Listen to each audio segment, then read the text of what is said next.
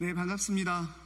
국회 ESG 포럼 공동대표 더불어민주당 국회의원 민병덕입니다. 녹색전환연구소와 플랜 1.5는 지구 평균 온도 상승을 1.5도 이내로 막아내는 것을 목표로 우리나라의 온실가스 감축을 보다 효과적이고 정의로운 방식으로 이루기 위해 설립된 비영리 단체입니다. 그리고 한국사회책임투자포럼은 ESG 관점으로 세상을 바라보고 바꾸어 나가기 위해 활동하는 지속가능금융 전문 비영리 기구입니다. 그동안 국회 ESG 포럼은 세계 단체와 함께 토론회 등을 통해 많은 의견을 나눴고 오늘 이재명 정부에 제안하는 10가지 핵심 기후금융정책을 제시했습니다. 그동안 금융은 산업정책을 단순히 지원하는 부수적인 역할로만 인식되어 왔습니다.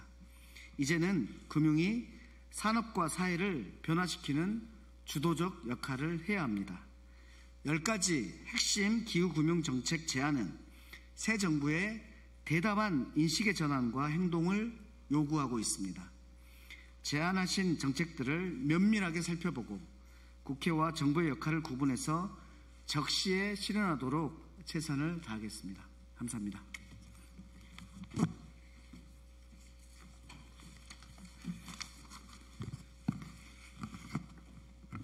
네, 소개 감사드립니다.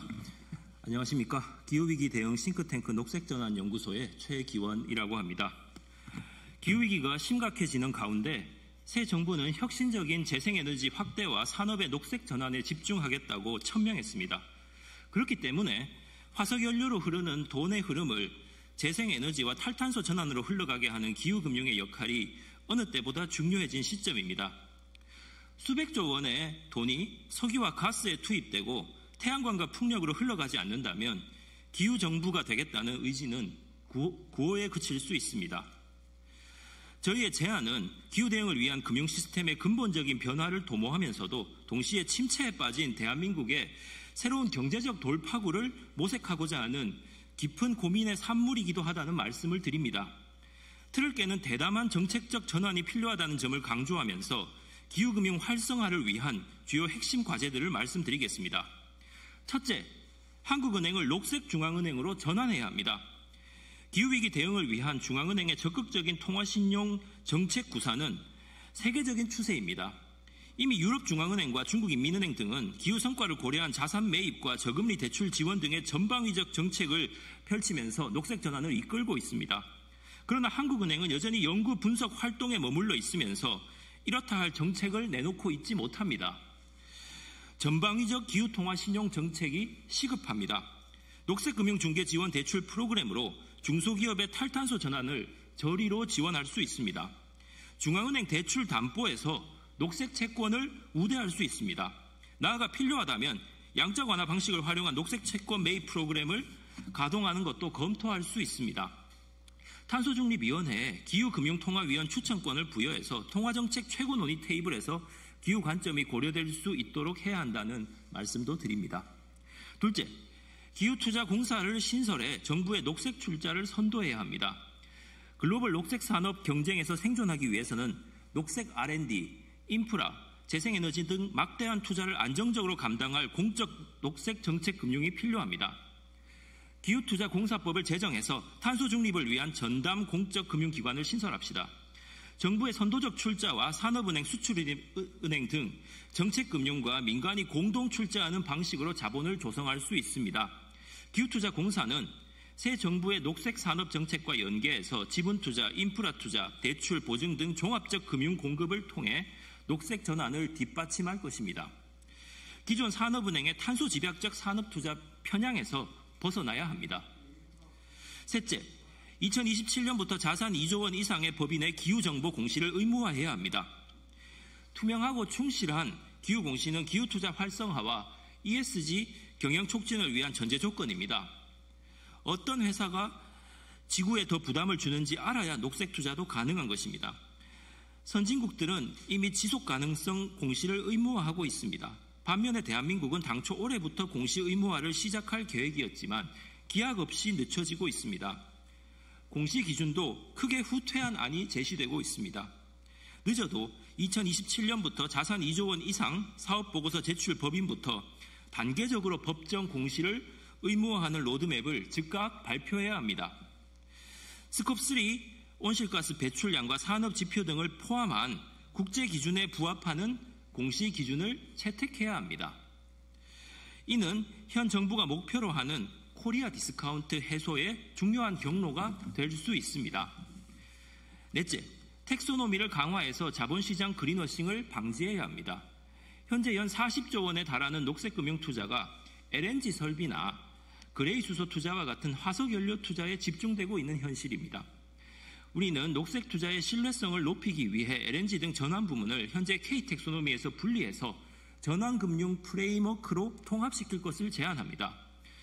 투자 내용 및 설명 의무와 그린워싱 제재 수준을 높이고 상품의 전 과정 환경 영향 평가를 평가하는 LCA 분석을 텍소노미에 도입해서 공시의 신뢰성과 기업 책무성을 강화해야 합니다. 전환금융이 그린워싱에 활용되지 않도록 화석연료 일몰 계획을 동반하는 전환금융 가이드라인도 필요합니다. 마지막으로 기후퇴직연금을 통해 퇴직연금의 지속 가능성을 제고해야 합니다. 총 420조 원 규모의 퇴직연금은 기후위기에 따른 자산 부실화 리스크에 노출되어 있습니다. 그런데도 연금 가입자는 기후 위험을 관리하는 상품을 선택할 수 없습니다.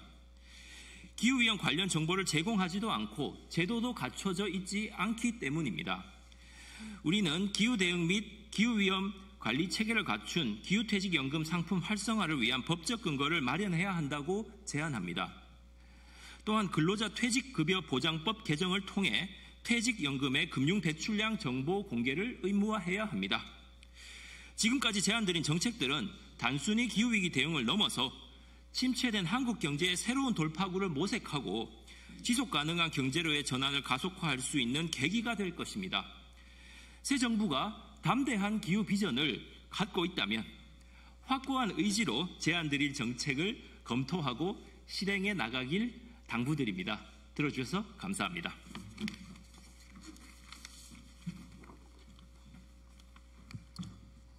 네, 안녕하십니까. 저는 한국사회책임투자포럼 이종호 사무국장입니다. 한국사회책임투자포럼은 지속가능 금융 싱크탱크를 맡고 있습니다. 자본의 대이동이 없는 근본적인 경제적 사회 변화는 없습니다. 기후위기 대응에는 막대한 자본이 필요하지만 우리나라의 기후투자 현실은 매우 취약합니다. 공적금융과 민간금융 자본이 기후경제 활동, 지속가능한 경제 활동에 대규모로 유입될 수 있는 환경과 시스템을 적극적으로 구축해 나가야 합니다. 그렇지 않으면 우리들의 미래는 디스토피아일 수밖에 없습니다. 한국 사회에서 기후 싱크탱크로 활동하고 있는 한국사회책임투자포럼 녹색전환연구소 플랜 1.5의 10대 정책 제안은 명분을 토대로 한 현실에 기반해 있습니다. 의지만 있다면 충분히 실현 가능합니다. 새로운 이재명 정부와 국회의 진지한 검토와 수용을 요청드리면서 정책 제안을 드리겠습니다. 제가 말씀드릴 정책의 대부분은 정부가 별도의 재정을 투입하지 않고도 공적금융과 민간금융의 자본을 기후경제 활동으로 유입될 수 있도록 하는 환경과 구조를 만드는 정책입니다. 첫째, 모든 공적기관이 민간금융을 선정하는 평가 지표에 기후투자 실적을 반영하고 동시에 이행력을 확보할 수 있도록 모든 공적기관의 경영평가, 기금평가 등에 반영해야 합니다. 중앙정부 및 지방정부 산하 공공기관, 공기업, 출자 출연기관, 공적연기금 등 모든 공적금융, 지자체, 교육청 등은 자산을 안전하게 보호하고 수익을 늘리며 효율적인 관리 집행을 위해서 은행, 자산운용사, 증권사, 보험사 등 각종 민간금융기관을 선정합니다. 이 선정평가 기준과 지표에 재생에너지 등 기후투자 실적을 비중 있게 반영하여 적용하자는 정책입니다. 지자체 및 교육청의 금고은행 선정평가 지표에 탈석탄을 반영하자는 이른바 탈석탄 금고는 국내 주요 시중은행과 지방은행의 탈석탄 선언을 유도하는 효과적인 정책으로 기능한 바 있습니다. 이 개념을 모든 공적금융기관에 모든 공적기관에 확대 적용하자는 정책입니다. 둘째, 모든 공적금융기관이 자산 포트폴리오 넷제로를 선언하고 이를 이행하도록 해야 합니다. 이를 위하여 공적금융기관이 자산 포트폴리오의 금융 배출량을 산정하고 감축 계획을 수립하여 매년 보고하도록 하는 이른바 금융배출량 목표관리제를 도입하기를 제안합니다. 금융기관은 투자, 대출, 보험 등 금융활동으로 생기는 이른바 금융배출량이 99%를 차지합니다. 금융기관의 금융배출량을 산정하여 감축한다는 의미는 온실가스를 대규모로 발생시키는 석탄, 석유, 가스 등 화석연료 기업이나 프로젝트에 투자를 하지 않거나 투자 비중을 단계적으로 축소해 나가는 한편 재생에너지 투자를 늘린다는 것을 말합니다.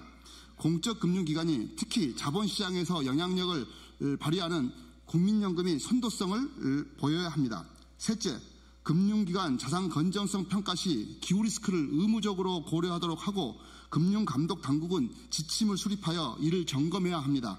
이를 위한 방안으로 금감원의 현행 기후리스크 관리 지침서에 기후리스크를 반영한 자산 건전성 평가 조항을 추가하여 지침서 이행을 전면 의무화해야 합니다.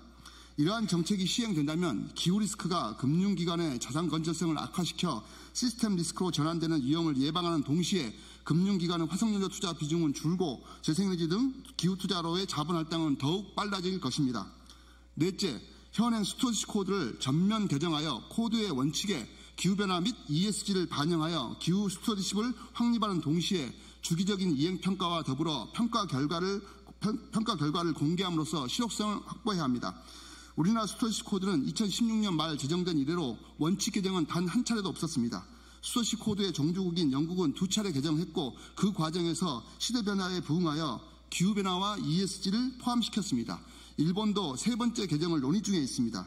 기후위기와 ESG 이슈는 고객의 자산 변동을 초래하기 때문에 이를 고려하는 것은 수탁자의 당연한 책무입니다. 마지막으로 ESG 선순환 시장 생태계가 조성될 수 있도록 ESG 기본법을 제정해야 합니다. ESG 생태계의 시장 참여자들은 기업, 금융기관, 평가기관, 검증기관, 고객, 소비자, 정부 등이 있습니다. 이 시장 주체들의 역할과 책임을 규정하고 산재되어 있는 각종 ESG, 기후금융 관련 법들을 유기적으로 통합시켜 시장 주체들이 지속가능한 경제활동을 지원하는 컨트롤 타워 성격의 법을 만들어야 합니다. 기후위기 앞에 나중은 없습니다. 바로 지금이 중요합니다. 이재명 정부의 국정기획위원회와 현 국회가 우리들의 제안을 현실화시켜 주시기를 재차 요청드립니다. 고맙습니다.